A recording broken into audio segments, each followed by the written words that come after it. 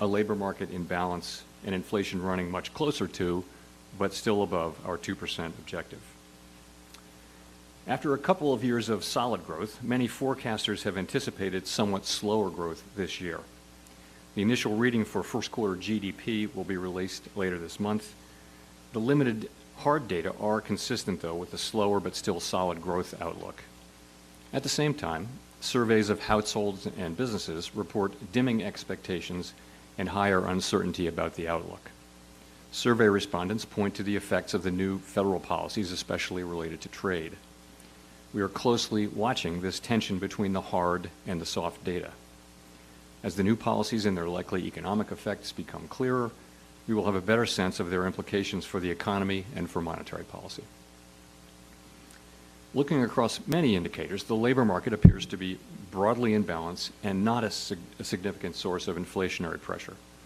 This morning's jobs report showed the unemployment rate at 4.2% in March, still in the low range where it has held since early last year. Over the first quarter, payrolls grew by an average of 150,000 jobs per month. The combination of low layoffs, moderating job growth, and slowing labor force growth has kept the unemployment rate broadly stable. Turning to the other leg of our dual mandate, inflation has declined sharply from its pandemic highs of mid-2022. It has done so without the kind of painful rise in unemployment that has often accompanied periods of tight monetary policy that are needed to reduce inflation. More recently, progress toward our 2% inflation objective has slowed. Total PCE prices rose 2.5% over the 12 months ending in February. Core PCE prices, which exclude the volatile food and energy categories, rose 2.8%. Looking ahead, higher tariffs will be working their way through our economy and are likely to raise inflation in coming quarters. Reflecting this, both survey and market-based measures of near-term inflation expectations have moved up. By most measures, longer-term inflation expectations, those beyond just the next few years, remain well anchored and consistent with our 2% inflation goal. We remain committed to returning inflation sustainably to our 2% objective. Turning to monetary policy, we face a highly uncertain outlook with elevated risks of both higher unemployment and higher inflation. The new administration is in the process of implementing substantial policy changes in 4 distinct areas: trade, immigration, fiscal policy, and regulation. Our monetary policy stance is well positioned to deal with the risks and uncertainties we face as we gain a better understanding of the policy changes and their likely effects on the economy.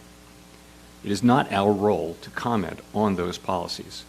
Rather, we make an assessment of their likely effects, observe the behavior of the economy, and set monetary policy in a way that best achieves our dual mandate goals. We have stressed that it will be very difficult to assess the likely economic effects of higher tariffs until there is greater certainty about the details, such as what will be tariffed, at what level, and for what duration, and the extent of any retaliation from our trading partners. While uncertainty remains elevated, it is now becoming clear that tariff increases will be significantly larger than expected. And the same is likely to be true of the economic effects, which will include higher inflation and slower growth. The size and duration of these effects remains uncertain. While tariffs are highly likely to generate at least a temporary rise in inflation, it's also possible that the effects could be more persistent. Avoiding that outcome would depend on keeping longer-term inflation expectations well anchored, on the size of the effects, and on how long it takes for them to pass through fully to prices. Our obligation is to keep longer-term inflation expectations well anchored and to make certain that a one-time increase in the price level does not become an ongoing inflation problem. We'll continue to carefully monitor the incoming data, the evolving outlook, and the balance of risks. We're well positioned to wait for greater clarity before considering any adjustments to our policy stance. It is too soon to say what will be the appropriate path for monetary policy. We understand the benefits of a solid economy where workers can find jobs and inflation is low and predictable. We also understand that elevated levels of unemployment or inflation can be damaging and painful for communities, families, and businesses. That is why we at the Fed will continue to do everything we can to achieve our maximum employment and price stability goals.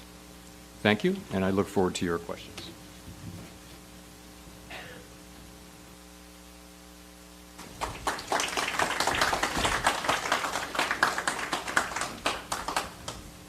Most importantly, thank you for being here. This feels like quite a moment to be speaking with you, and I want to thank you for your time. He's got it. I want to thank you for being here, and thank you for taking the time to speak with this group of business journalists. Also like to give a special thanks to Heather Long with the Washington Post, who helped make this event possible. So for starters, sir, how's your week been? Just fine, thank you. Care to elaborate? So far, so good. Chair Powell, yes, thank you so much for being here and taking our questions. You were talking about the economy as being a very strong economy. You characterized inflation as coming down, employment as being very strong still. However, President Trump, earlier this week when asked about the market volatility we've been seeing, said the volatility was, quote, to be expected. This is a patient that was very sick. We inherited a terrible economy. A lot of voters did and do agree with that assessment, or at least in part. I'm wondering how you would respond to that assessment and the disconnect between the story of the data and the way a lot of people are feeling about the economy. Sure. So let me just be clear at the start. I make it a practice not to respond to any elected officials' comments, so I don't want to be seen to be doing that. It's just not appropriate for me. But the situation, I think, is this, and people, when they're surveyed, they are unhappy about the economy. That seems to largely reflect the increase in the price level that happened when inflation was high, 2021, 22, and 23, largely. Inflation is now back down to much more normal levels. Unemployment is low. The economy has been growing, but people are still experiencing that high price level. In other words, prices don't go down. They know they're paying much more for the basic necessities of life. And they're right that they are, and they're not happy about it, and they're right not to be happy about it. So I think that accounts for the negative sentiment. We, of course, we're looking at inflation, which is the change in prices, and we're seeing that that has come down quite a bit, and that, you know, unemployment is actually low. It's sort of very close to measures of maximum employment, and the economy's growing. So all those statistics are good, but you know, the price increases of the past few years are weighing on people's budgets. So I'm from Milwaukee, and I've been talking to business leaders, executives, and consumers in our community, in our region, for the last few weeks, mostly before this week's news. Chairman, they're troubled and they're nervous. One business owner told me, if there's a hint of a recession, we're cooked. And he asked me to share that with you. What's your response? So I guess I would say, let's start with the fact that the incoming data right through this morning's employment report, which admittedly is from roughly a month ago, the week of March 12, they took the data, and it still shows us a solid economy. Unemployment's still low. I understand the uncertainty that's weighing on people. You ask about a recession. We don't make a probability forecast of how likely it is for there to be a recession, but many outside forecasters do, and many of them have raised the likelihood, albeit from very low levels. It's not something that anybody now is forecasting, or some people are starting to. And so there's not much more I can say about that. I realize that the uncertainty is high, and you know, what we've learned is that the tariffs are higher than anticipated, higher than almost all forecasters predicted. We still don't know where that comes to rest, though, and we're just going to have to see that through.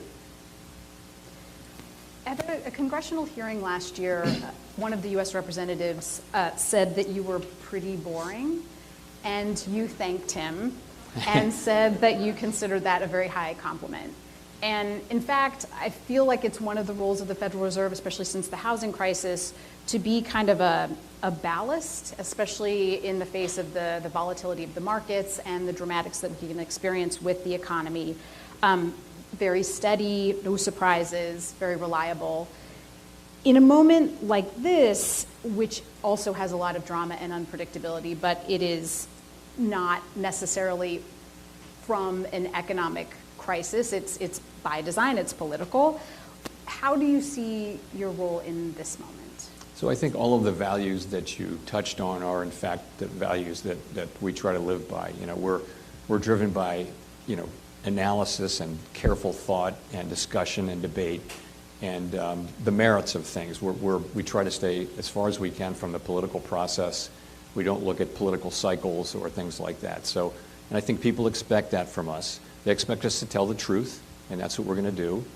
But at the same time, we don't want to be part of the broader political discussion about the wisdom of policies that are not assigned to us. We're not responsible for trade policy, immigration policy, fiscal policy. So we don't comment on those. Decisions are made by others, and what we do is we use our tools to try to achieve the goals that Congress assigned us, which is maximum employment and price stability. So I like to think that over time we're a source of calm, rational analysis and also of stability. That's really what the business that we're in is, providing financial and macroeconomic stability to the public. That's really our purpose. So how can businesses and individuals and the Fed make plans for the future when so much is being dictated by the actions of a single person? And do you see yourself as the consoler-in-chief on economic matters?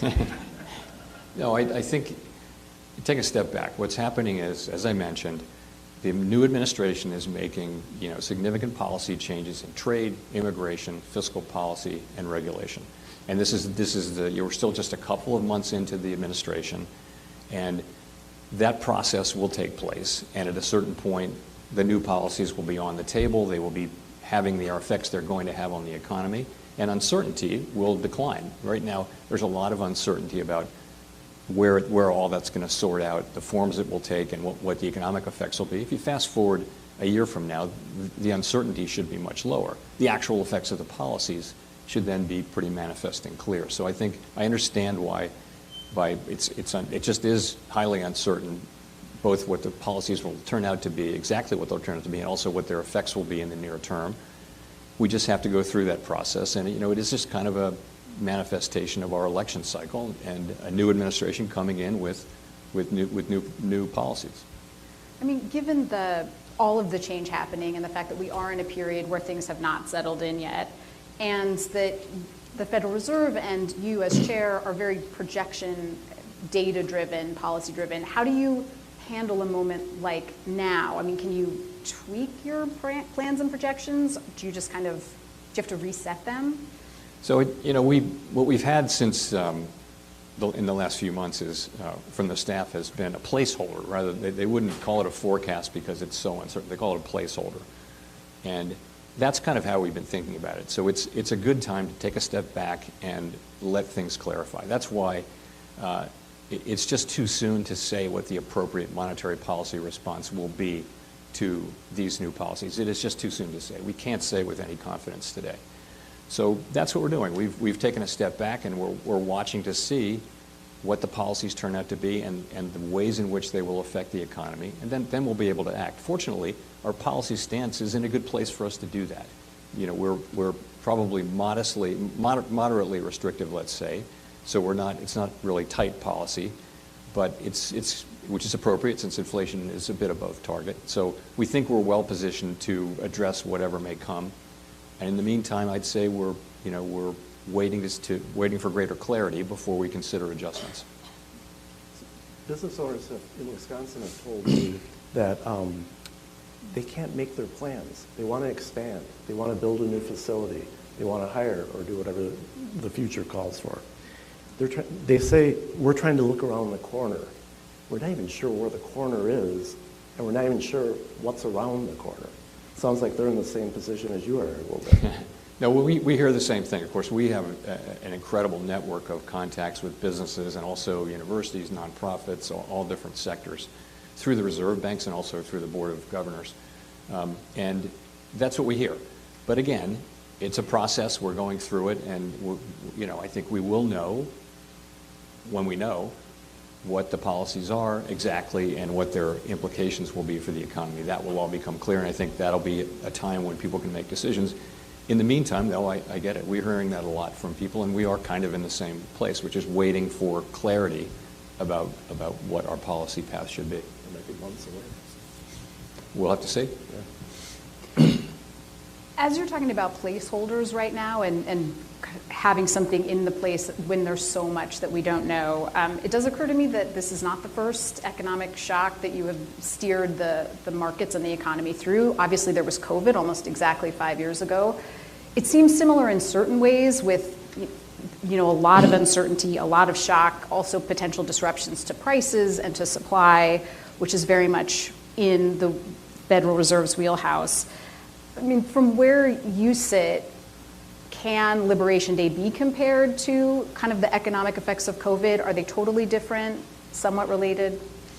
I think each situation is different. There was COVID. There was also then, in the response to COVID, then there was high inflation, and then there was soft landing, and now we have new administration and changes in policies. And every situation, it kind of rhymes, but it's not exactly the same thing. And so in this situation, what we face is what I mentioned in my remarks is you actually have risks for higher unemployment and higher inflation, and that's difficult for a central bank because our tools, which consist of interest rates, either slow down or speed up the economy over time. And higher unemployment would call for speeding up the economy, and higher inflation would call for slowing it down. So you can be in a situation, if we find ourselves in that situation, we look at how far each of the two variables is from its goal, and we ask ourselves, how long would it take to get back? And we weigh those things and make a decision about what to do. But there's no question that's a different situation, very difficult situation. When we faced high inflation, it was painful for the country, painful for the people that we serve, but we knew what policy needed to be. We knew we needed to raise rates quite a bit. During the pandemic, we knew what we needed to do. It was very clear the direction that we needed to take with force, and we did.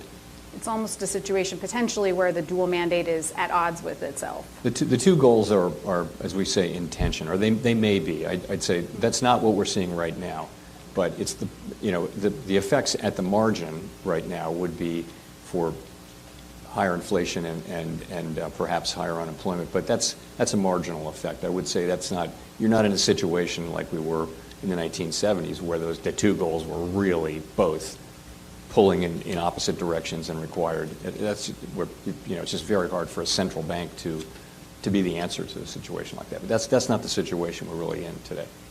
One of the questions from the audience that we had is, if unemployment takes off and inflation takes off, which lever do you go for? Which lever what do you do? So we actually have we have a document called our consensus statement, or the longer version is Statement on Longer Run Goals and Monetary Policy Strategy. And the sixth paragraph of that actually contemplates when the two goals are in tension. And what it says is, think about how far each variable is from its goal, and think about how long it would take for each to get back. So in a way, it's an equation. You're comparing two quantities which each have two variables. And then you say, you look at that and you think, what do we need to do? And typically this doesn't happen very often, but if one of them is further away, then you would focus on that one. In the case of high inflation, they actually both pointed in the same direction. The labor market was overheated and inflation was very high. So both of those called for tight monetary policy. This could be different, but again, we're not actually facing that today. I feel like there's another tension inherent in your job, which is that you're looking at the macro economy, at the global economy really, and the U.S. places in it, but also the data you're looking at is very profoundly human, as Jim has been pointing out. Jobs, I think, and prices are probably the two most human pieces of data, and certainly in our day-to-day experience, probably the things that loom the largest. How do you reconcile those two things when you're looking at the data, like both the global markets and knowing that the data represents a lot of lives and jobs and egg prices and things like that? So I think at the Fed, we always keep a focus on the people that we serve, and we know We know and are very conscious daily that the things that we do have a real effect on people's lives. We know that, and it really does focus the mind. And I think if you talk to people at the Fed, there's a very strong commitment to serving the public as well as we possibly can. Economic events are just very, very unpredictable at times, and there are shocks that you can't see coming. But nonetheless, our job is to, whatever happens, use our tools to bring the economy back to stability, back to price stability, back to maximum employment. And that's what we do. But you're right. We try to keep everybody in the room with us when we're thinking about what to do. So, in response to the last round of tariffs, Harley-Davidson, which is based in Milwaukee, moved some production to Thailand. Now the company might be whipsawed again by the new tariffs. It could be really devastating for sales, for employment, for the future of that company. But a lot of companies are in that same position. And what do you say to companies like Harley-Davidson and their workers? So it just isn't, I really want to stick to our knitting. I mean, we have this great thing called our independence of monetary policy, and that's critical for us to be able to do our job. But for us to keep that independence, we need to not succumb to the temptation to want to be a player on issues that are not assigned to us. And trade policy is one of those. There are many, many issues that people love to try to pull us in on, almost every issue, really.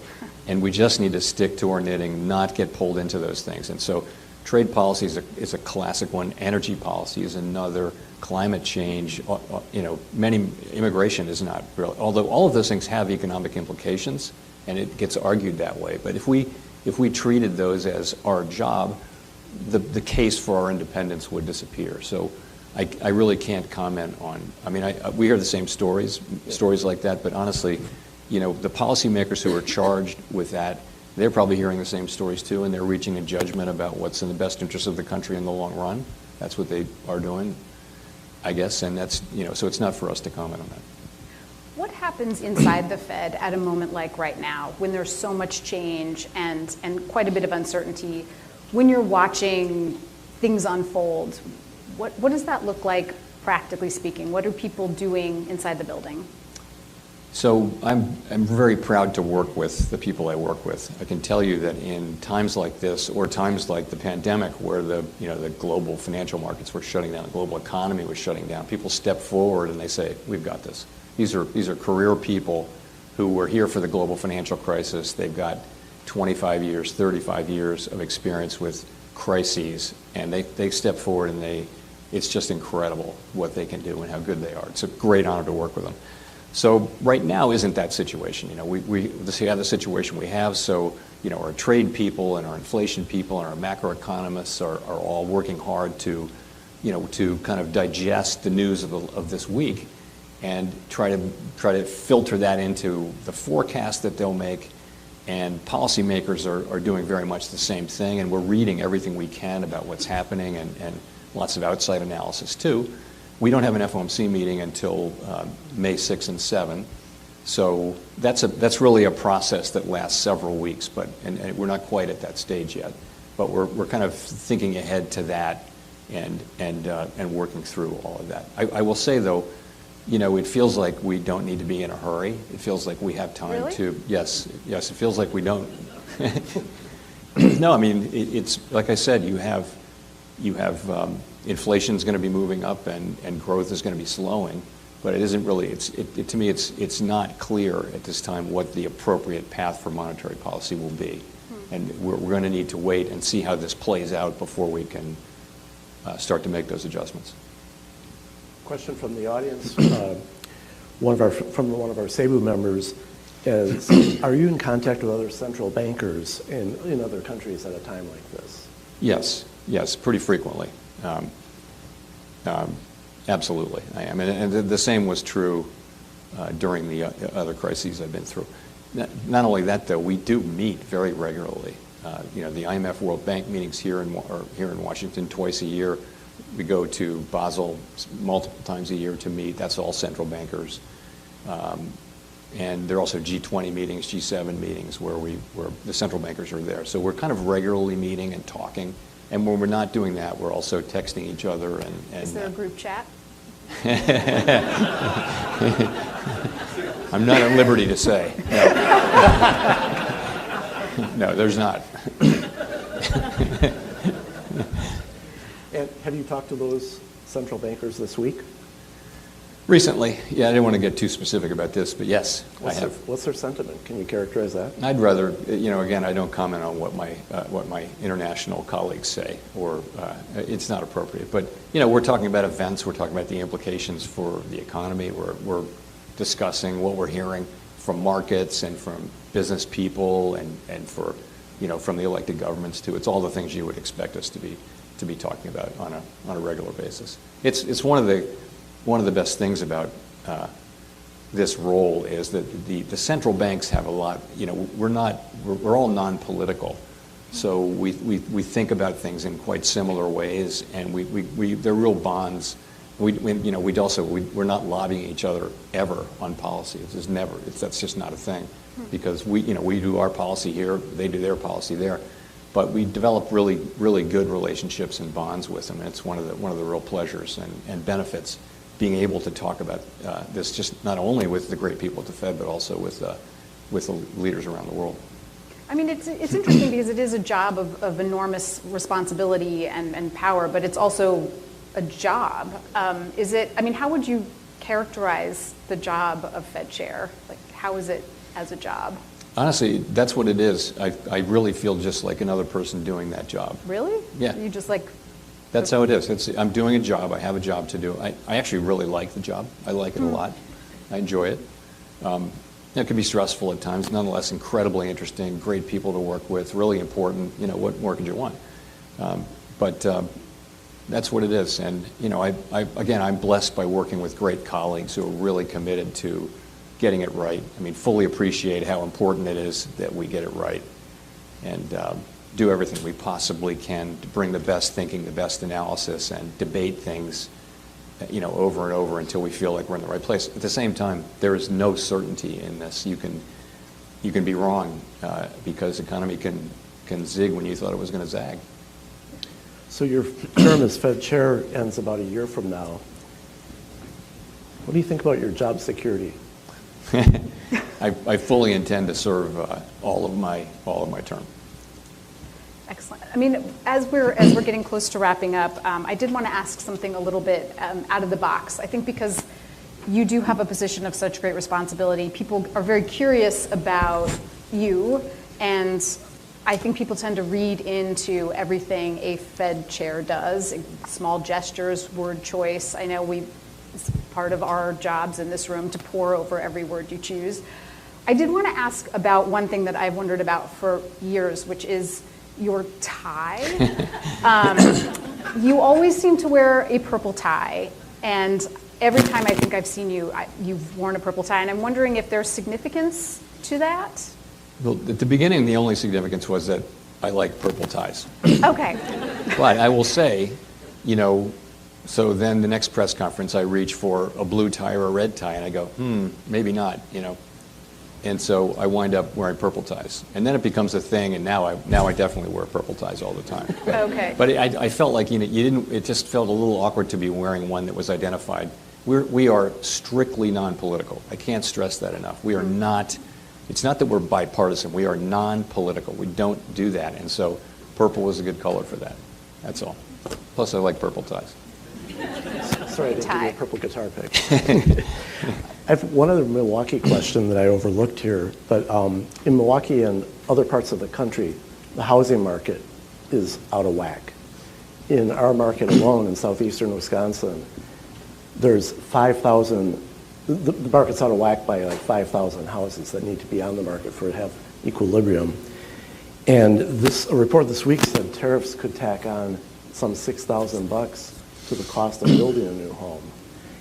How long are people going to sit on their cheap mortgages from COVID? Thank you very much. And before they move on, before the market frees up. So you have several things there. The first is we just haven't built enough housing, and we haven't kept up with the demand for housing. So there's an underlying shortage. Before the pandemic, there was a real housing shortage. And by the way, that's happening in many comparable democracies around the world. The second thing is, lock-in, as you say. There were very, very low mortgage rates during COVID, and people are kind of locked in. It would be very expensive to move, and that'll of course wear off over time. And you also mentioned, the costs of materials that might be imported, lumber and nails and things like that. And yeah, and also labor. A lot of labor from in the home building business has been traditionally immigrant labor. So yeah, the sort of new build market, it may face some cost pressures as well. That may very well be the case. That's what we're hearing from home builders, for example, both on the labor side and on the materials side. But even once these short-term things happen, we're still going to have not enough houses. And so it's all, I think for a long time, we're still going to see upward pressure on housing prices, maybe until population growth slows or until we catch up. You mentioned that we're kind of in a period of waiting right now to see how policy ripples out through the economy. How long do you expect that to take? How long do you expect these big policy changes to show up in our day-to-day lives, in prices and supplies and things like that? I mean, for a while, we didn't know what was coming on April 2. Now we know what came on April 2. We don't know. There's a lot more to be said about how all that shakes out. But we've come through that, and I think you now know that the tariffs are larger than people were generally expecting. That much now at this point. And you'll know more as you start to see the effects on the economy. So as the months go by, it's hard to say exactly when you'll know. But clearly that learning process is ongoing. We're just seeing that these are new policies, not just the tariff policies, but the other ones as well. There'll be important fiscal legislation coming up fairly soon, and there'll be regulatory changes, significant regulatory changes. You have to really look at all of that to see what the overall effect will be. So I can't give you a date, but all of that is now kind of coming into place at sort of the speed you would expect policy changes to be, and then we'll begin to see the real economic effects as the year goes on. But again, I can't give you a really specific date. Is the fiscal legislation the tax cuts? Well, yes. I mean, I know they're contemplating, and we don't comment on fiscal policy, but what I read is that they're contemplating, making the Tax Cuts and Jobs Act cuts permanent, and also perhaps some other things as well. We wouldn't be. We have a sort of a placeholder for that too, but that's really not ours to comment on. But that's what I was talking about. Yes. So I have a question from a friend in Milwaukee who said she has clients that have deals ready to go, businesses that are ready to launch from their garage to a private equity deal, and they're just stuck in their garage right now. How long do you think? What do you think the impact of the uncertainty these days will have on the private equity deals? So again, we're hearing a lot of that. People are just kind of waiting for clarity. So, and I can't tell you when that will pass, but ultimately it will pass. We know that at a certain point we'll know enough to know what the uncertainty will decline, and we'll be able to see with real clarity what the policies are and what their effects are. So. You're right. We hear the same thing from businesses and from people that they're kind of waiting and seeing. There's a lot of waiting and seeing going on, including by us, and that just seems like the right thing to do at a time of elevated uncertainty. What economic indicators are you watching right now? I mean, very famously, you look at the CPE and obviously the CPI and things like that. But are there any economic indicators in this moment, in these circumstances, that you are watching, focused on, Sure. interested in? So the basic two big data pools are the data around prices and around employment. And we get in the employment area, we get just really that's an area where we actually get pretty good data. Although the survey response rates have been lower, nonetheless we get a lot of different data. And it's not just unemployment, it's participation, it's by age group and things like that. It's wages, it's many, many different things. It's jobs, it's quits, all the job creation, quits, openings, all those things. So that's one thing. On inflation, we target PCE, personal consumption expenditure inflation, not CPI, and the two are broadly they move they move together. But 25 years ago, the Fed switched to PCE. The public looks at CPI. It's kind of a little bit of a thing, but because we think it's really just a better way to capture the inflation, the cost pressures that households and businesses feel. We think it's a better measure, and that's what we look at. But they're not that different. I mean, they look at different measures. Ultimately, they're pretty close together. Those things. On growth, you look at what's happening with consumer spending. The economy is overwhelmingly driven by consumer spending. So you look at how are consumer surveys, how are they feeling, how are they spending? Sometimes the surveys are very negative, but they keep spending. That's been happening really for a while. People spent right through the pandemic, and they spent right through this time of higher inflation. They kept spending, and forecasters kept thinking, like us, kept thinking that consumption would slow down. But that's a really critical thing. After that, business investment is a big chunk, and you look at that, and that is also susceptible to sentiment. Businesses, if they don't know what to do, they're not going to do an acquisition. They're going to hold off on building a factory or a plant or hiring people and things like that. So we look at, I could go on for a long time.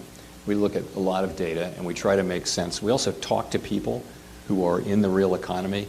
I grew my career was mostly in the private sector, talking to people who ran businesses. And for me, the story doesn't come together until I actually hear from people who are in the economy doing things and what they're feeling and seeing, and then it sort of fits together better. Is this like via the Beige Book, or just the Beige Book? Thank you for mentioning the Beige Book, and I hope you read it. I love the Beige Book. See, that's great. Everyone should read the Beige Book. The Beige Book comes out sort of mid-FOMC cycle, and it's all the 12 reserve banks and all of their incredible contacts, what they're saying about what's going on in the economy.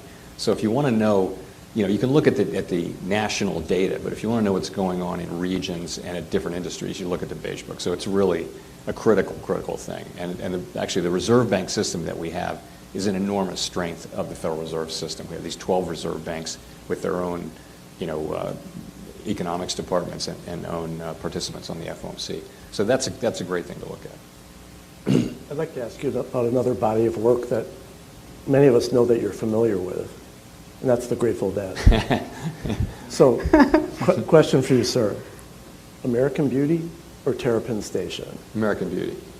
Well, it's not even a Not pause. even close. That was Ask me a so hard one. fast. Working No, Man's that's my era. Working Man's Dead Yes. or Europe 72? Oh, both.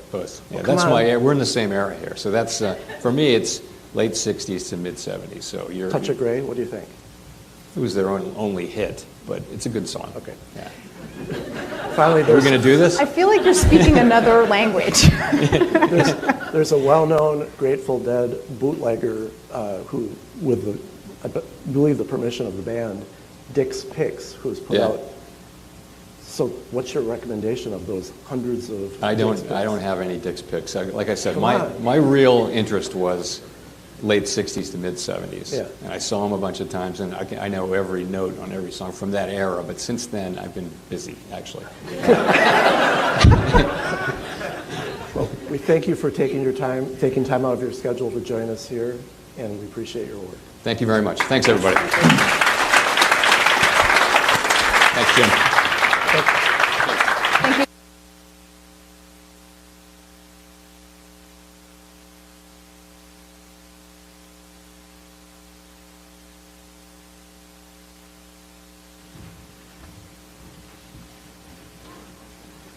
We are now adjourned until 2 o'clock, I believe.